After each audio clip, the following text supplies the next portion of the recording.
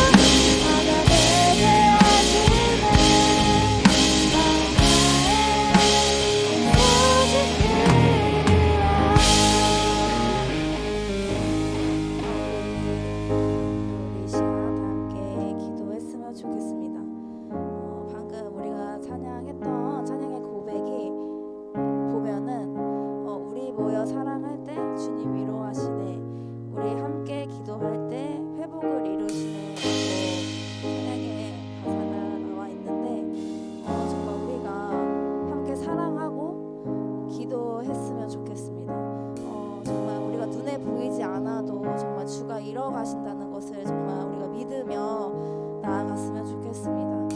이 시간 기도할 때 그런 믿음을 허락해 달라고 또 이 시간 예배를 위해서 함께 기도하겠습니다. 기도하시겠습니다.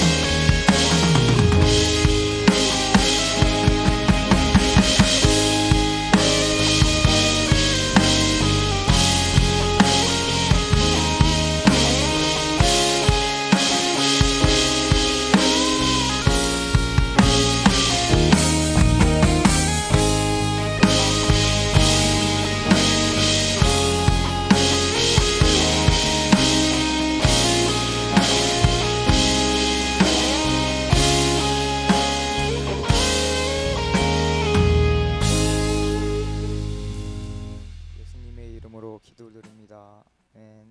다 함께 일어나셔서 사도신경으로 우리의 신앙을 고백하겠습니다.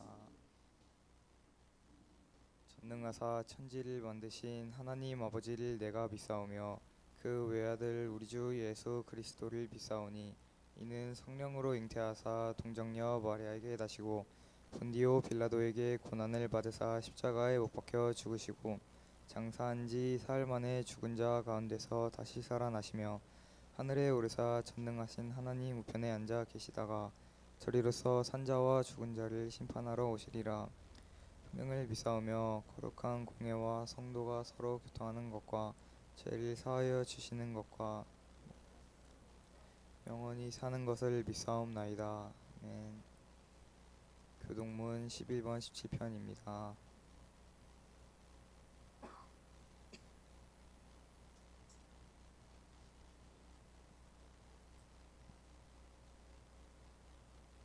여호와여, 이에 호소를 들으소서. 나의 울부짖음에 주의하소서. 주께서 나를 판단하시며 주의 눈으로 공평함을 살피소서.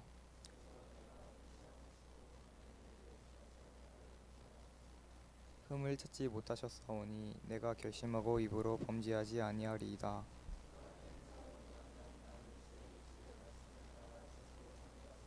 포악한 자의 길을 가지 아니하였사오며 하나님이여 내게 응답하시겠으므로 내가 불렀사오니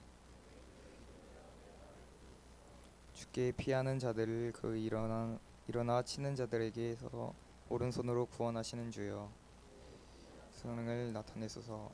이 시간 이은영 선생님이 우리를 대표하여 기도드리도록 하겠습니다.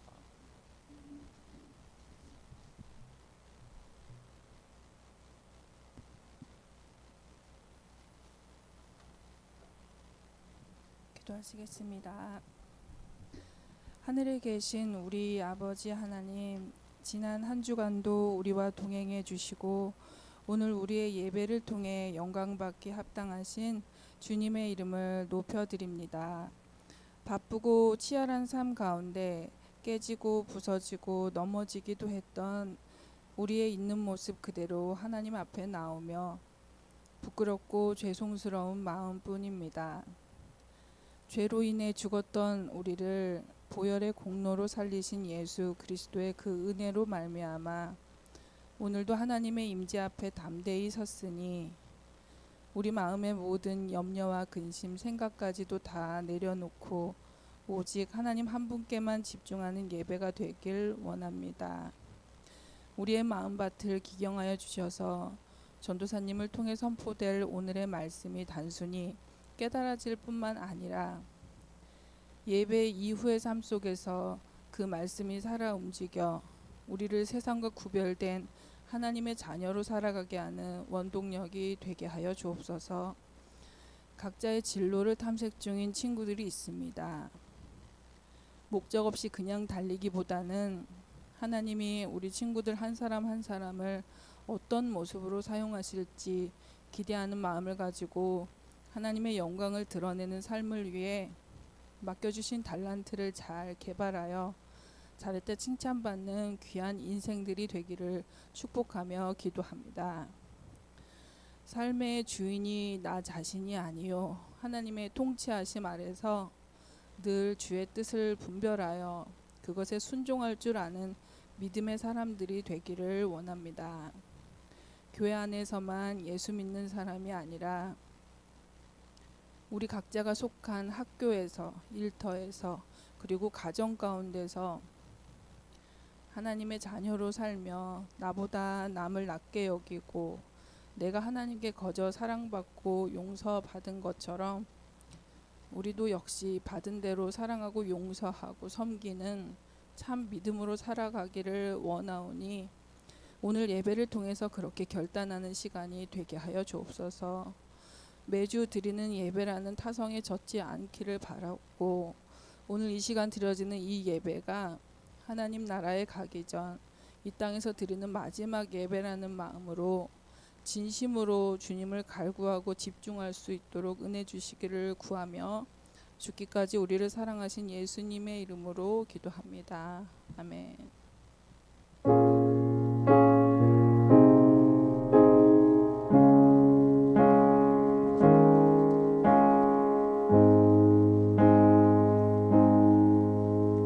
네, 여러분 저희 다 일어나서 마태복음 6장 10절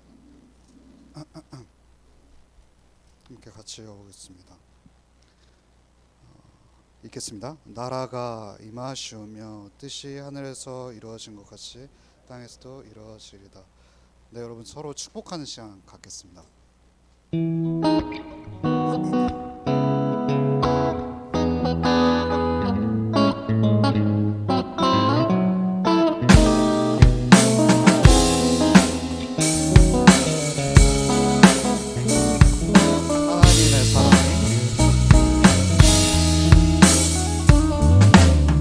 하나님의 사랑이 하나님의 사랑이 당신의 삶 가운데 가득하기를 축복합니다.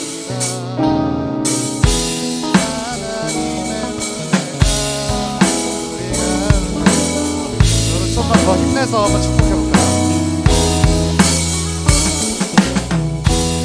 하나님의 사랑이 당신의 삶 가운데 가득하기를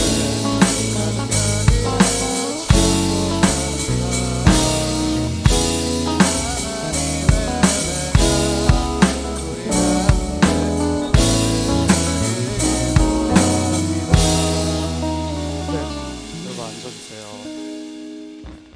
오늘 조금 날씨 영향이 좀 약간 이 소리가 짧게 이 소리가 들려요. 장난입니다. 오늘 좀 날씨가 그래서 그런지 모르겠는데 좀 되게 여러분이 좀 글루미한 느낌이 좀 들어요. 좀 아닌가요? 좀 약간 텐션이 좀 떨어지죠, 그렇죠? 그렇죠. 그렇습니다. 여러분 저희가 오늘 나라에 대해서 좀 나누려고 합니다. 우리가 개인주의가 굉장히 발달하면서 나라에 속박되는 게 되게 감옥같이 느껴질 때가 있고 심지어 역사 속에서 나라가 굳이 필요하냐 정부가 필요 없다 해서 무정부를 외치는 사람들도 굉장히 많았습니다. 하지만 그럼에도 불구하고 우리 그렇지 않아요? 선거철이 되면은 저마다 굉장히 원하는 나라에 대한 소망을 갖고 있어요. 그래도 저 사람을 뽑으면 우리 나라가 바뀔 거야, 또 희망이 생길 거야, 조금 더 좋은 사회가 될 거야라는 소망을 품게 되죠. 우리는 되게 이중적인 존재인 것 같아요. 나라를 맹렬히 욕하면서도 좋은 나라가 되기를 누구보다 꿈꾸는 것이 바로 우리인 것 같습니다. 그래서 여러분이 생각하기에 좋은 나라는 어떤 나라일지 궁금하지만 많은 사람들은 좋은 나라는 굉장히 복지가 좋고 또 여러분도 혹시 그런가요? 내가 일하지 않아도 나라가 먹여 살릴 수 있는 나라가 되었으면 좋겠다라는 거를 굉장히 꿈꾸는 것 같죠. 그래서 뭐 이거 오래전부터 이야기지만 우리가 요즘 결국에는 되게 선호하는 직종이 뭐죠? 이게 직업인지는 모르겠지만 그 주님 위에 건물주 있다는 거 굉장히 이미 전부터 유행하던 드립이었잖아요. 건물주 되고 싶은 마음이 뭘까요? 그냥 내가 일하지 않아도, 그러니까 흔히 말해서 불로소득이라고 하죠. 그러니까 나라가 나를 그냥 자생적으로 돈을 벌 수 있게 되는 구조가 되었으면 좋겠다라는 거잖아요. 그래서 저는 주식이 나쁘다고는 생각하지 않지만 어쨌든 주식을 나쁘게 사용하는 목적도 어찌 보면 그런 거죠. 내가 손발이 자유롭게 움직이지 않아도 자연스럽게 내 통장에 입금이 되면 얼마나 행복하겠습니까?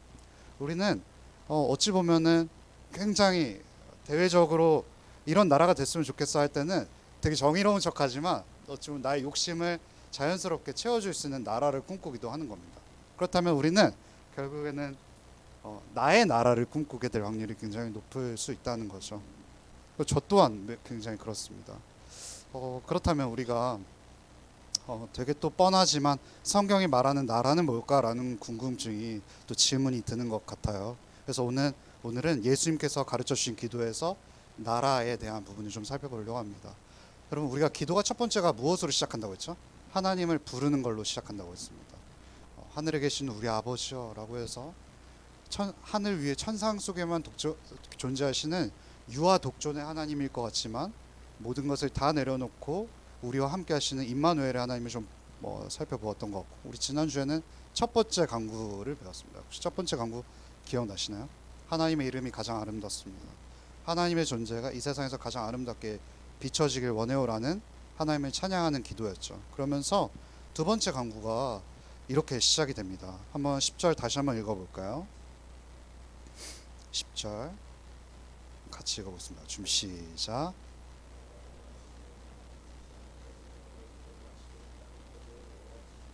네, 우리가 지금 보고 있는 성경의 한글 성경 이름이 뭔지 아세요? 맞습니다. 개역개정이에요. 제가 이게 지금 개역개정도 몇 판째가 나오고 있기 때문에 제가 지금 직전에 확인을 안 해갖고 2021년도에는 4판이었거든요. 그래서 지금 5판인지는 저도 헷갈리지만 혹시 여러분 개역개정 전의 성경이 뭔지 아세요? 맞아요. 개역 한글이에요. 그래서 지금도 개역 한글 버전으로 주기도문을 외우는 교회들도 굉장히 많아요. 개역 한글로는 어떻게 외우냐면 제가 써드렸는데 1번에 나라의 임하옵시며 이렇게 써있어요. 여러분, 우리가 오늘 읽은 성경 개역 개정이잖아요. 개역 개정은 뭘로 써있나요? 한번 읽어주실래요? 예. 여러분, 근데 이게 무슨 말인지 아시겠어요? 나라가 임하옵시며 무슨 말이지? 갑자기 나라가 뚝 떨어진다라는 걸까? 이런 생각이 들기도 쉽잖아요. 그래서 제가 영어 성경을 보니까 이렇게 써 있더라고요. Our kingdom come 이렇게 써 있어요. 여러분, 여기서 나라를 영어 성경은 kingdom이라고 표현을 했거든요. 영어 성경이 우리나라 말보다 조금 더 정확하게 번역을 한 것 같아요. 그냥 나라라 그러면은 되게 여러분 그렇잖아요. 우리 역사 속에서도 나라의 형태는 굉장히 다양하게 존재했거든요. 그런데 여기서 영어 성경에서 명확히 나라 정치 형태에 대해서 말해주고 있는 거예요. 뭘까요? 킹덤이라고 말해요. 킹은 뭐죠? 왕이에요.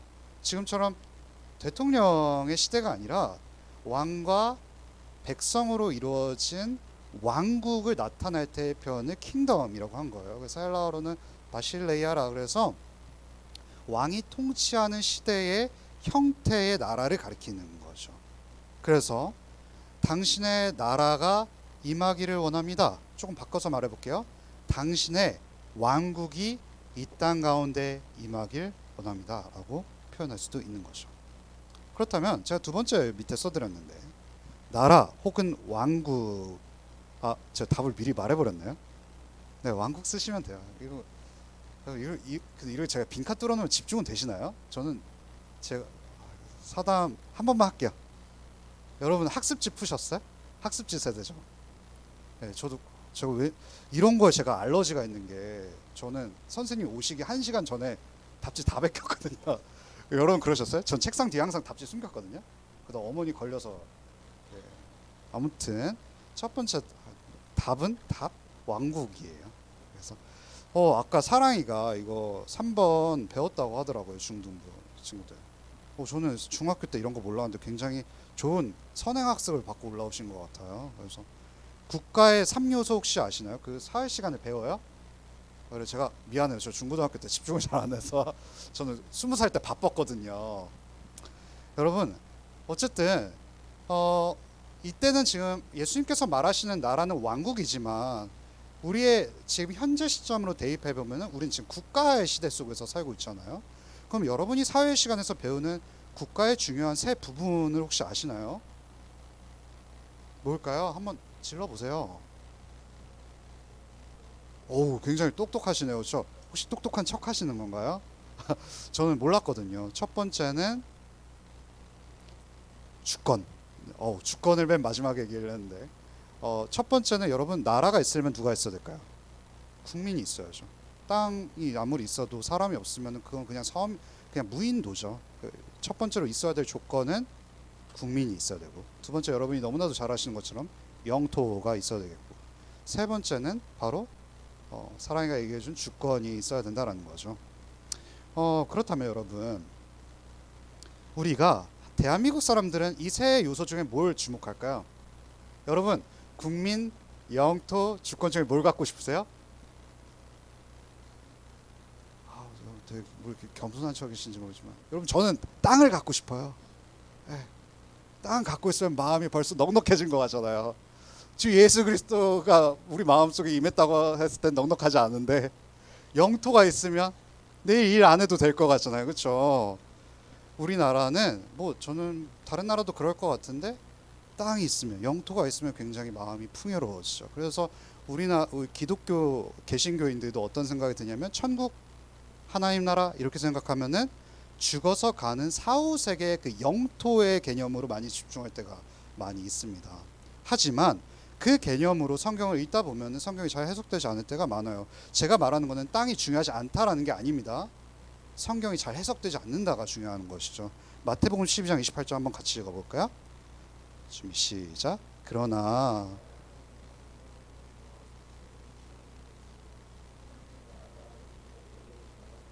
이게 지금 어떤 맥락이냐면요, 예수님께서 이 땅에 오시고 나서 어떤 일이 벌어졌냐면 귀신이 쫓아내는 일이 벌어진 거예요. 여러분 이게 뭘까요? 만약에 하나님 나라가 그냥 이렇게 뚝 영토가 떨어진 거라면은 지금 귀신을 쫓아내는 이 일이 잘 해석이 되지 않을 수도 있어요. 여러분 제가 귀신을 그냥 지금 뭐 엄청 부정적으로 얘기하려는 게 아니라 하나님 나라와 귀신, 악한 영들은 서로 대립되는 개념이 아닐까요? 그렇죠? 하나님의 통치와 귀신들의 활기차는 이 일들은 굉장히 서로 어울리지 않는 대립 구조 속에 있다면 지금 여기서 예수님께서 하시고 싶은 말씀은 뭐냐면 하나님의 다스림이 임했기 때문에 지금 귀신이 쫓아나가는 일이 벌어지는 거야 라고 말을 하는 거예요. 우리가 이걸 영토로 이해하면은 땅이 뚝 떨어져서 귀신이 나갔네가 아니라 하나님의 다스림이 예수님께서 우리 인간의 몸을 입고 이 땅에 오심으로 말미암아 진정한 왕이 왔기 때문에 여러분 뭐가 같이 딸려왔을까요? 그럼 진정한 왕이 오면 이 땅에 뭐가 임한다는 걸까요? 진정한 왕의 통치가 시작이 된다라는 거죠. 진정한 왕의 통치가 시작되었기 때문에 악한 영들이 괴롭히지 못할 거야 라고 예수님께서 말씀하고 계시는 거예요. 그럼 두 번째 골로새서 1장 13절 한번 다시 같이 읽어볼게요. 좀 시작. 그가 우리를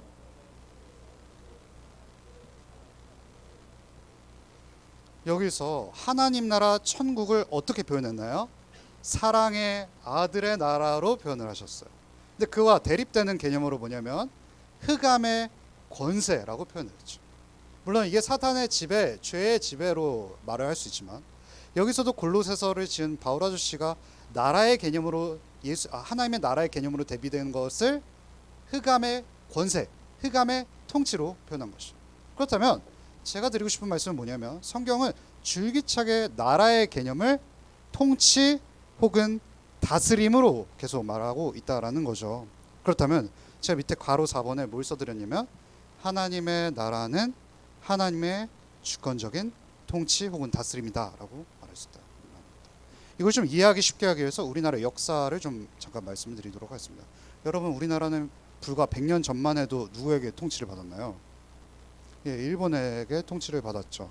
그때 우리가 일제 지배 아래 있을 때 우리의 권리가 하나둘씩 사라지기 시작했어요. 그렇다면 우리가 흔히 일제의 지배하에 있을 때 나라를 잃었다라는 표현을 쓰잖아요. 그럼 나라를 잃었다고 했을 때 여러분 땅을 잃어버린 걸까요? 국민을 잃어버린 걸까요? 아닙니다. 엄밀히 말해서는 주권을 잃어버렸다라고 생각하는 것이 좋습니다. 땅과 국민은 그대로 존재하지만 그 나라에 대한민국의 주권, 통치, 다스림이 사라졌기 때문에 나라를 빼앗겼다라고 말을 하는 것이죠. 여러분 이걸 대입해서 한다면 성경에서 말하는 나라는 결국은 다스림이 실종되었다, 다스림을 상실했다라는 개념으로 이해할 때 더 이해가 쉬워질 수 있다라는 겁니다. 그렇다면 하나님의 나라, 하나님의 다스림, 예수님으로 말미암아 이 땅의 역사 속에서 임해진 하나님의 통치의 핵심적인 특징에 대해서 좀 살펴보려고 합니다. 1번, 여러분 그렇다면 하나님의 나라, 하나님의 통치의 특징은 뭘까요? 사랑입니다. 사랑. 사랑이가 쳐다봐서 좀 당황스럽긴 한데, 여러분 요한복음 13장 34절 한번 같이 읽어볼까요? 준비 시작. 네, 지금 혹시 천국에 가면은 어떤 일들이 벌어질까요? 공중제비를 돌면서 내 아파트 한 100평쯤 가량 되는 아파트 불로소득으로 얻어진 예수 그리스도의 은혜로 말미암아 형성되어진 궁전 아파트에서 그냥 하나님을 편하게 찬양하면서 지내는 거야라고 생각할 수도 있지만, 물론 틀린 부분이 전혀 없다라고 말할 수는 없습니다. 하지만 여러분 제가 적어드리진 않았지만 한번 이거 잘 들어보세요. 제가 굉장히 존경하는 아저씨 중에서 그 18세기 사람인데 조나단 에드워즈라는 아저씨가 있었어요. 그분이 천국을 이렇게 표현하셨어요. 한번 들어보세요. 천국에는 영원한 삼위일체 하나님이신 이 사랑의 샘이 개방되어 있어 어떤 장애도 없이 이 사랑의 샘으로 나아갈 수 있습니다. 이렇게 표현을 했어요. 여러분 좀 말이 어렵죠? 여기서 사랑의 샘이라고 표현한 게 누굴까요? 삼위일체 하나님이에요. 여러분 사랑의 샘은 뭐가 많이 나올까요? 당연히 사랑이 많이 나오겠죠. 사랑이 흘러 넘치고 영원히 지속되지 않는, 그 우리 영어로 에버라스팅이라 그러잖아요. 사랑의 물결이 단 한순간도 멈추지 않는 곳이 바로 천국이라는 곳입니다. 왜냐하면 삼위일체 하나님께서 사랑이기 때문인 거죠. 제가 좀만 더 읽어드릴게요. 천국에서는 이 영광스러운 하나님이 충만한 영광 가운데서 사랑의 빛으로 나타나시며 비추십니다. 천국에는 사랑의 원천이 흘러넘쳐 사랑과 기쁨의 시내와 강을 이루어 모든 사람이 마시며 헤엄칠 수 있습니다. 그렇습니다.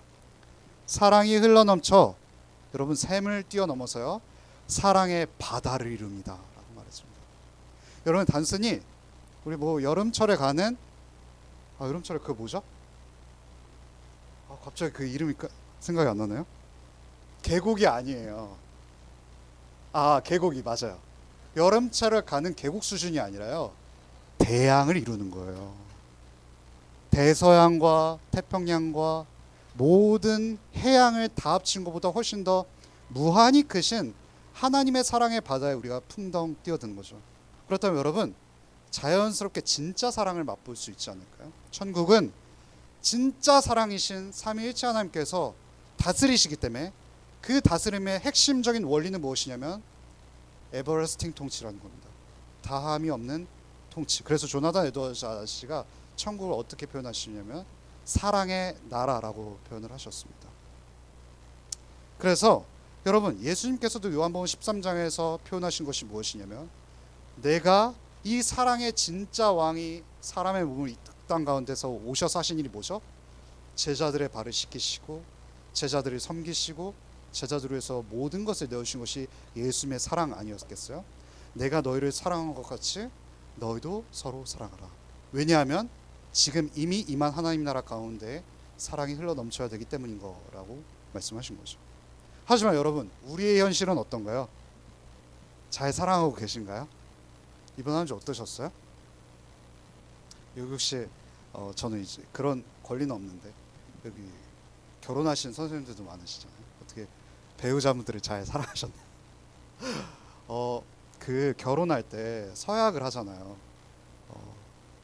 그 뭐죠? 이 한쪽을 위해서 내가 평생을 사랑하겠노라라고 하지만 전 결혼 안 해봐서 모르지만 그 한 사람조차도 사랑하기 어려운 게 우리 현실이잖아요. 우리 지금 친구 학교들 갔는데 지금 모든 게 낯설고 새로운 친구들 사귈 때 저는 되게 내향적이어서 늘 먼저 다가와 주기를 원했단 말이에요. 그거잖아요. 야, 네가 먼저 다가와. 나 너한테 다가갈 용기 없었고 자존심 없으니까 네가 먼저 사랑해라고 요청하는 게 우리의 현실이잖아요. 여러분, 그렇다면 늘 사랑을 말하는 교회는 어떤가요? 여러분, 교회에 오시면 늘 모든 게 천국 같고 사랑의 언어를 말하고, 여러분 우리 기도학교 먼저 시작할 때 요즘 뭐 하죠? 칭찬하잖아요. 우리 서로 늘 공격적인 언어가 만행하니까 제가 일부러라도 칭찬하는 이유가 뭘까요?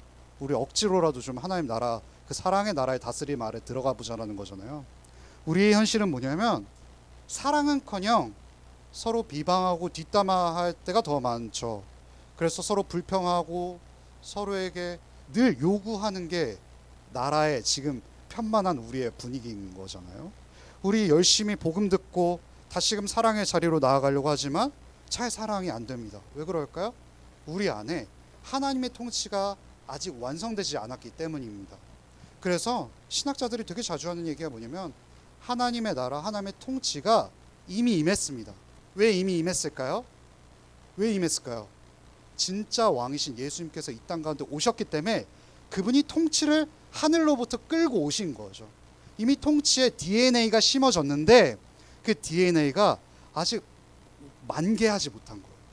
아직 완성형의 꽃으로 만개하지 못했기 때문에 하나님 나라가 지금 점차 완성을 향해 달려가고 있어요. 여러분, 완성은 어느 시점에 그 사랑이 이루어질까요?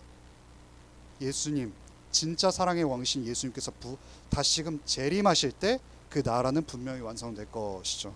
그렇지만 지금 현재는 완성되었지 않았기 때문에 우리는 늘 부족한 사랑과 부족한 섬김으로 서로를 대할 때가 많습니다. 그래서 제가 1번에 이렇게 써드렸죠. 하나님의 통치가 아직 뭘까요? 완전히 임하지 않았습니다. 그런데 여러분, 그래서 저는 이런 걸 묵상할 수가 있는 것 같아요. 베드로후서 3장 9절을 한번 읽어볼게요. 준비 시작. 주의 약속은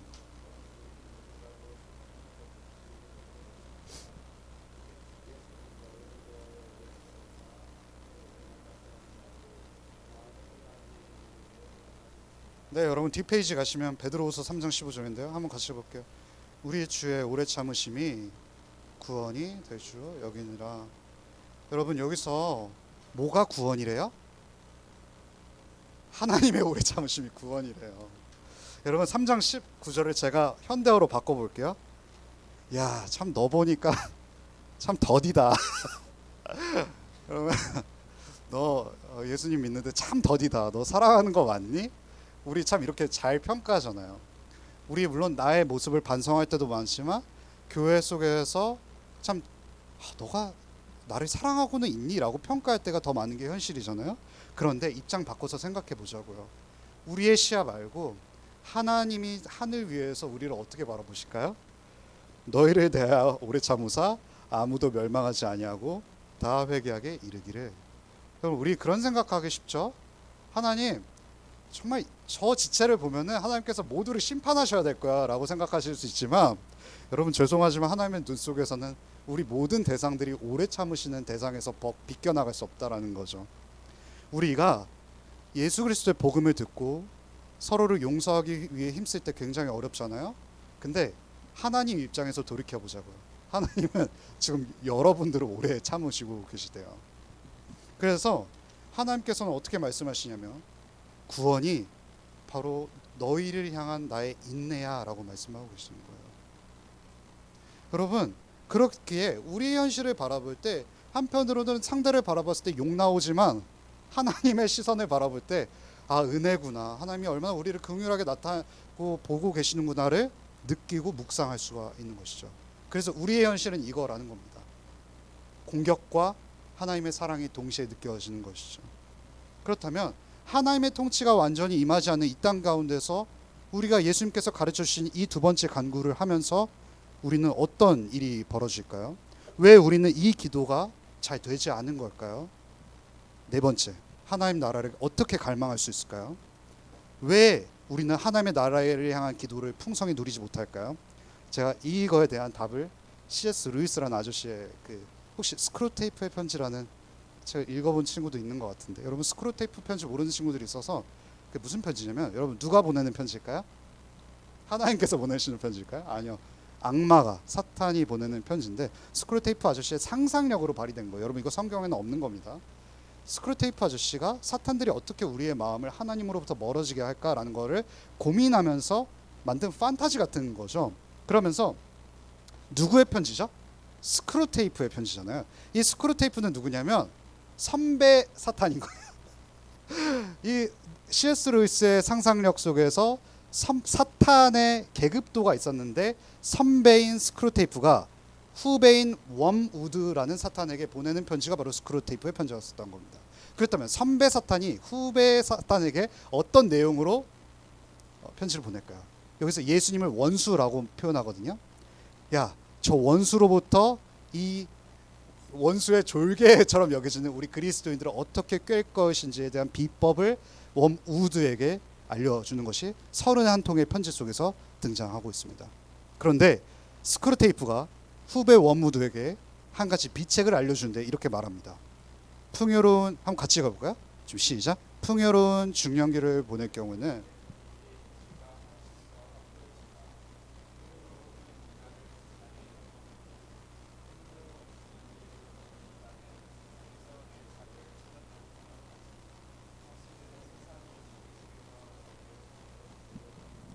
이거 아마 중년분들은 좀 공감하시나요?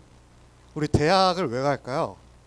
공부하려는 목적도 있지만 나의 안정과 세상 속에서 나의 자리를 확보하기 위해서 대학을 가는 것도 있죠. 오케이, 대학에 들어갔습니다. 그럼 나의 자리가 확보되었나요? 아니요. 또 부단히 회사에 취직하기 위해서 회사의 그 자리 한 칸을 차지하기 위해서 부단하게 노력을 합니다. 와, 드디어 입사를 했습니다. 입사를 하고 얼마나 기쁨이 오래 갈까요? 얼마나 오래 갈까요?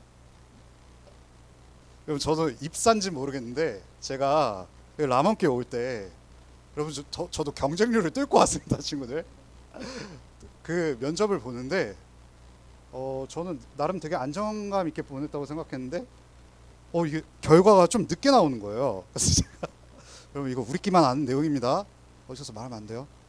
그때 배교환 목사님께서 이런 소통 창구의 역할을 해주셔서 제가 결과 너무 늦게 나오니까 배교환 목사님께 목사님 혹시 결과가 나왔나요? 이러면서 저도 제 나름대로 그 교육자실 자리 한 칸을 차지하기 위해서 저의 부단한 애씀이 있었던 거죠. 이게 뭐 선한 건지 악한 건지 모르겠지만 그러면 이 모든 것이 지난 중년의 시기, 지금 선생님들의 시기인데요. 선생님들은 좀 안녕하십니까?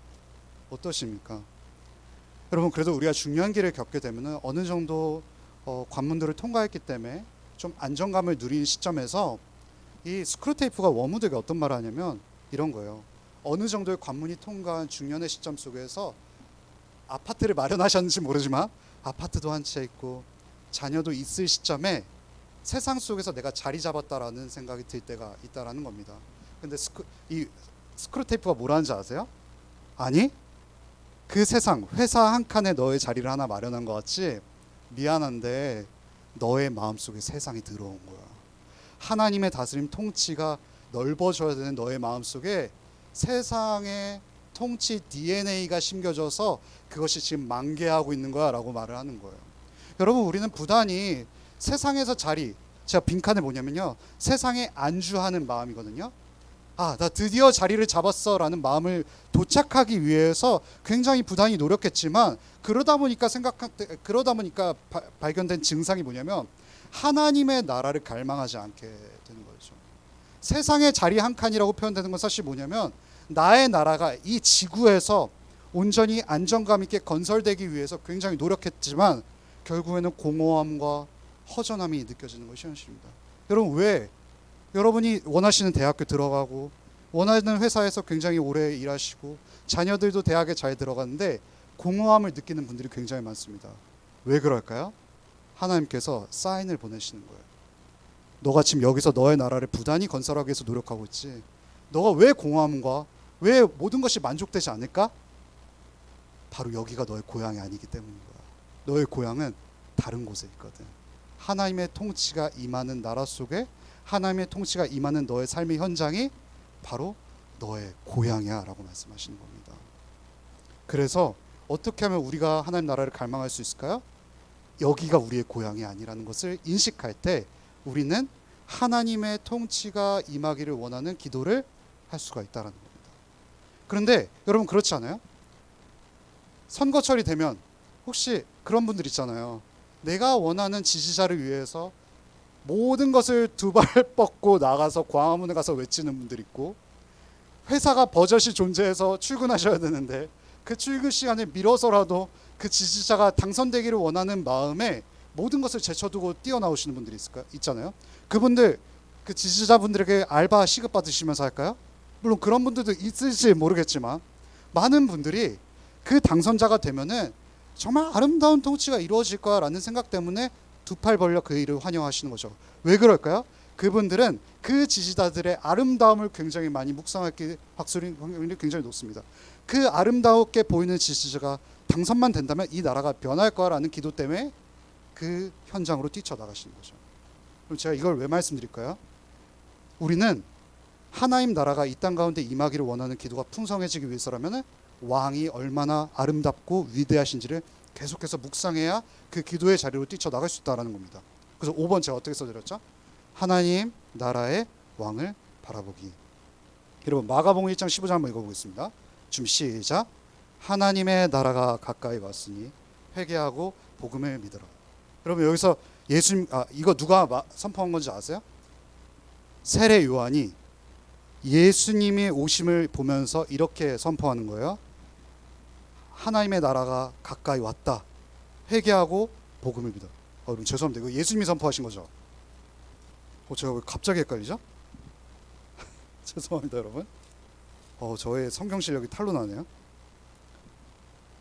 세례 요한 맞죠? 갑자기. 네. 여러분 세례 요한이 예수님의 오심을 예비하면서 어떤 표현이었었죠? 진정한 왕이 온다. 그 진정한 왕이 이 땅 가운데 오기 때문에 하나님의 통치가 다스림이 올 것이다 라고 예수님께서 왕으로 오심을 선포했습니다. 그러면서 그 왕이 어디서 태어나나요 친구들? 왕궁에서 태어났나요? 아니요. 가장 초라한 베들레헴의 마구간에서 태어났죠. 왕이라면 굉장히 괜찮은 곳에서 태어나셨는데 누구도 보지 않는 외면받는 낮고 낮은 땅에 오셨고, 여러분 한 18장쯤 가면은 여러분 그 18장에 이르기 전까지 많은 사람들이 예수님께 대해서 이렇게 물어봐요. 너가 진짜 그 왕이냐? 그 구약 성경에서 말한 메시아가 바로 너냐라고 말했을 때 예수님께서 굉장히 그 답을 회피하시는 걸 봐요. 왜 그랬을까요?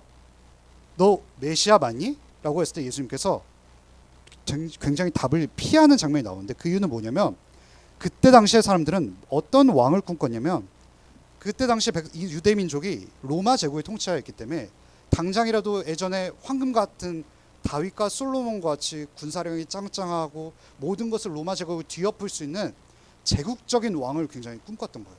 근데 여러분 예수님 어디서 태어나셨다고요? 마구간에서요. 여러분 예수님께서 군대를 거니시면서 오병이어 기적 일으키셨나요? 아니요. 너무 초라해 보는 오합지졸 같은 12명 데리고 예수님께서 부단히 바쁘게 움직이셨어요. 그럼 민족들이 예수님 봤을 때 어떤 이미지였을까요? 심지어 그때 베들레헴은 시골이었거든요. 시골 촌뜨기 철학자 한 명이 그저 세상을 활보하네라고 생각할 수가 있죠. 그래서 이상하니까 계속 물어보는 거예요. 너 메시아 맞니? 근데 예수님께서는 너무 잘 알고 계셨죠. 너희들의 메시아 관이 잘못됐기 때문에 내가 아무리 너희들의 왕이라고 해도 믿지 않을 것을 아셔서 대답하시지 않으셨던 거예요. 그러다 예수님께서 대답하시는 순간이 결정적으로 다가오십니다. 요한복음 18장에 가면 빌라도가 예수님을 신문하세요.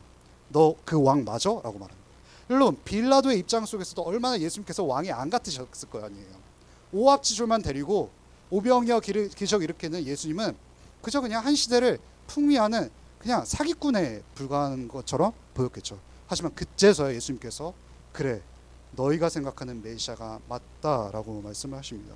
그러면서 예수님께서 십자가에 초라하게 왕으로 달리시죠. 여러분 요한복음 19장 19절에서 22절 이거 읽고 좀 마무리해 볼게요. 좀 시작. 빌라도가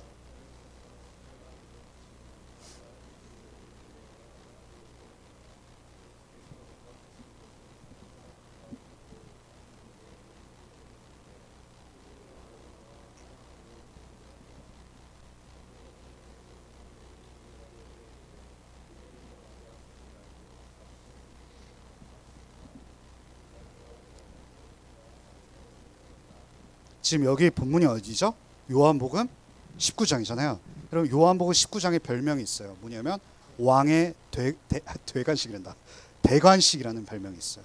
여러분 대관식이 뭔지 아세요? 왕의 왕관을 씌우면서 나라에 이 사람이 우리의 왕이라는 것을 선포하는 것이 바로 대관식이거든요. 뭘까요? 진짜 왕이신 예수님께서 십자가에서 즉위식을 펼치신다라는 거예요. 여러분 이 세상에서 십자가에서 즉위식을 가장 초라하고 가장 비난받는 곳에서 대관식을 치르는 사람이 어디 있어요? 그러면서 더 초라한 건 뭐냐면 빌라도가 패를 쓰는데, 여러분 패는 뭘까요? 왕관 대신에 가시관을 씌우면서 이 사람이 이런 사람이야라는 걸 나타내는 거잖아요. 나사렛 예수 유대인의 왕 이렇게 써 있었어요. 그런데 사람들이 이거를 비난하면서 어떤 표현을 쓰냐면 자칭 유대인의 왕이라 이렇게 말하더라고요. 여러분 예수님께서 자칭 유대인의 왕이신가요? 아니요. 유다뿐만이 아니라 로마, 헬라를 넘어 온 세계의 왕이셨죠. 그래서 성경은 되게 재밌는 건 뭐냐면 이 사람들은 죄악된 마음으로 로마와 헬라 말, 히브리 말로 이 패를 기록했습니다. 여러분 로마, 헬라, 히브리 말로 기록했다는 표현이 뭐냐면 이 당시 이게 공용어였어요.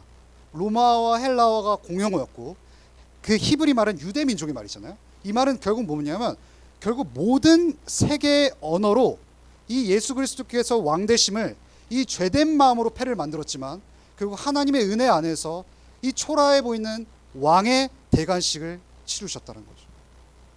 여러분 이 왕의 모습은 어떻죠?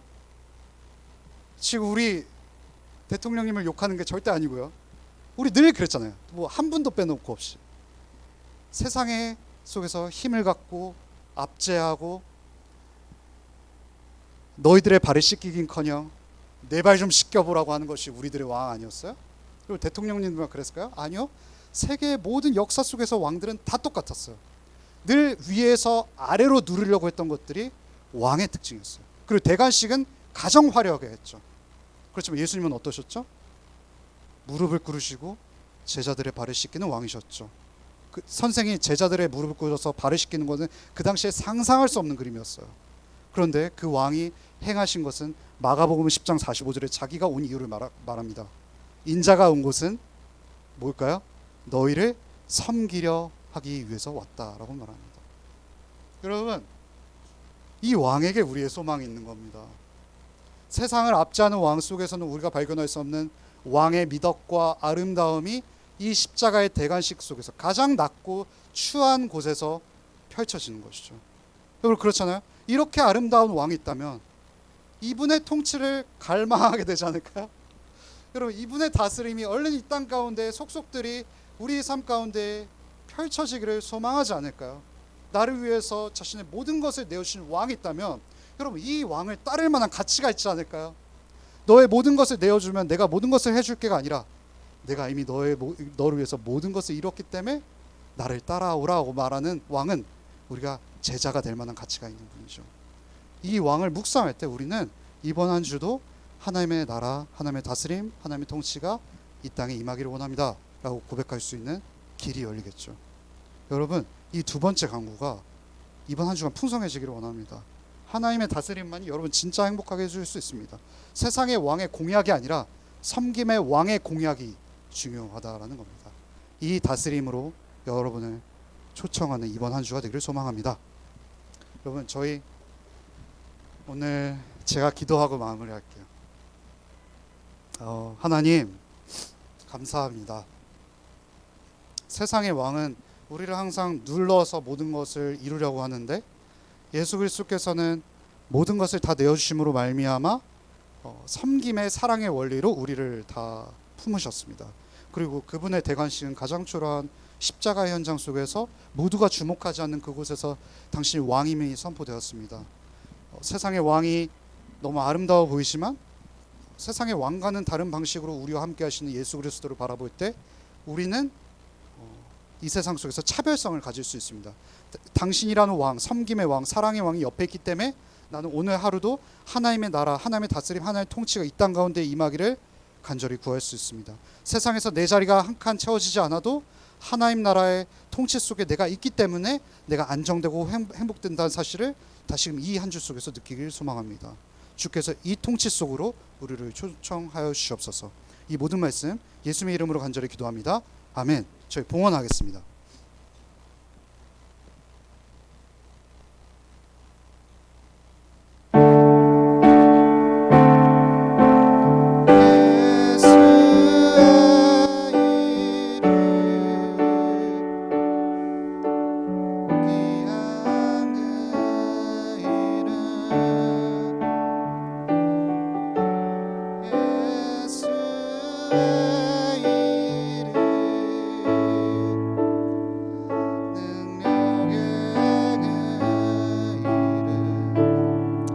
왕이신 하나님, 당신은 자신의 아들의 피를 주심으로 말미암아 우리에게 모든 것을 주셨습니다.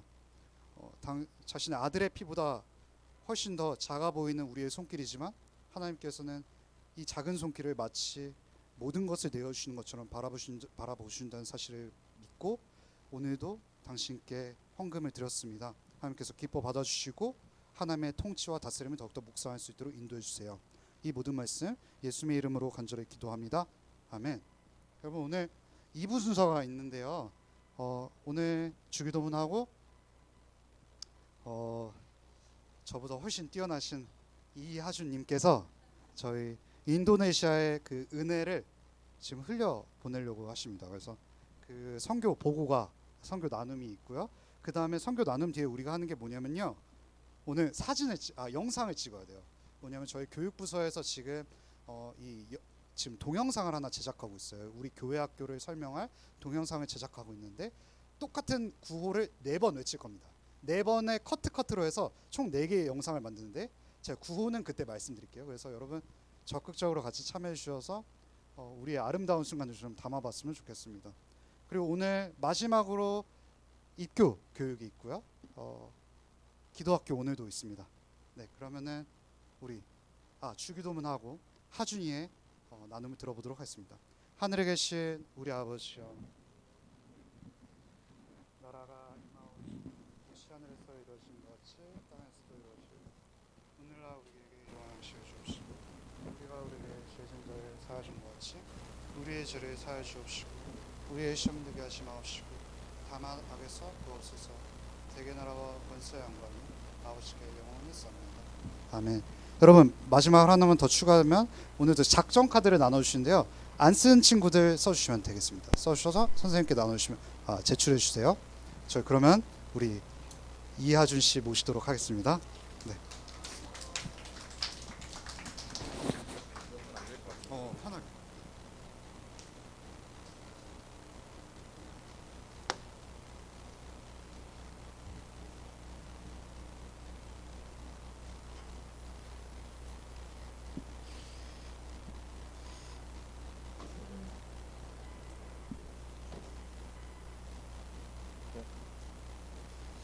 사실 인도네시아를 가기 전 준비하는 과정에서는 이번 단기 선교가 내 신앙에 도움이 될지 반신반의하였다.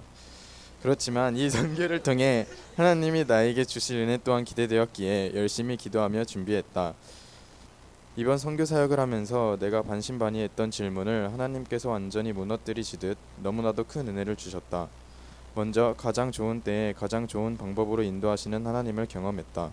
사실 원래 선교팀의 사역은 2가지였다. 하나는 유초등부 아이들을 대상으로 하는 성경학교였고 두 번째는 선교사님 자녀들, 즉 MK들을 대상으로 하는 수련회였다. 하지만 선교팀의 인원이 적어 결국 MK들과 함께하는 수련회는 무산되었다. 그러나 그 이후 MK들의 예배에서 우리가 성경학교 통역 스태프로 도와드리자라는 의견이 나왔고 MK들은 성경학교 통역사로서 돕기 시작했다. 그 덕분에 선교팀이 걱정하던 언어의 장벽은 무너지고 너무나도 은혜롭게 성경학교 사역을 마무리할 수 있었다. 이 일을 경험하며 하나님은 인간의 계획을 뛰어넘으시고 가장 좋은 때에 가장 좋은 방법으로 인도하신다는 것을 깨달았다. 두 번째로 나는 한 분이신 하나님을 경험했다. 처음에는 인도네시아 교회의 예배 방식에 거리낌이 있었다. 우리와 문화가 너무 달랐기 때문이다. 하지만 인도네시아에서 예배를 드리는 순간 예배가 다를 거야 라고 생각했던 내가 너무 부끄러워졌다. 인도네시아의 예배는 사소한 부분이 다르긴 했지만 하나님을 찬양하고 예배하는 것은 틀림없이 같았다. 그곳에서 나는 아무리 멀리 떨어져 있어도 결국 우리는 한 분이신 하나님을 섬기는 공동체라는 것을 깨달았다. 세 번째로 성경학교를 하다 보면 말을 잘 듣는 친구들도 있지만 말을 듣지 않고 나를 힘들게 하는 친구들도 있었다. 그런 친구들을 보며 와 나도 이렇게 답답한데 하나님은 나를 보며 얼마나 답답하셨을까라는 생각을 해보게 되었다. 마지막으로 선교사님의 말씀 중에 선교 사역을 하며 가장 와닿았던 말이 있다. 바로 십자가 없이는 영광도 없다이다. 선교를 하면서 많은 사건과 사고들이 있었다. 하지만 분명한 것은 그 안에서 하나님께서 은혜를 주셨고 그 안에서 일하심을 느낄 수 있었다. 그러나 오늘날 우리는 십자가를 질 생각은 하지 않은 채 내가 안 지면 누군가는 지겠지라는 마음으로 영광만 바라보며 살아갈 때가 많은 것 같다. 세상 사람들은 그렇게 생각할 수도 있다. 하지만 예수님을 따라가는 우리는 먼저 십자가를 지는 자들이 되었으면 좋겠다.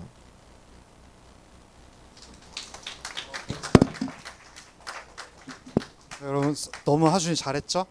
저희 인도네시아 여러분도 가셨으면 좋겠어요. 여러분 저희 이제 저 구호 외칠 시간이거든요. 좀 번거롭지만 나와 주셨으면 좋겠어요. 모두 다 나와 주셨으면 좋겠고. 네.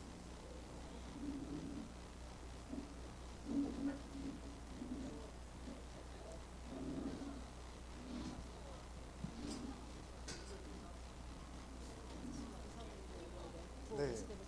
그게 이거 하늘 뜻을 이루는 교회 이때 한번 찍고 다음 세대를 준비하는 교회 한번 찍고 라몬교회 교회학교 찍고 환영을 축복한다 이거죠. 예. 그래서 네 개 영상. 일시 점심에서는 축구해도 되나요? 아니요 그냥 잘라서 한번 여기서 해주시면 될 것 같습니다. 예, 중앙에서. 여러분 저희 다 나와 볼까요 얼른?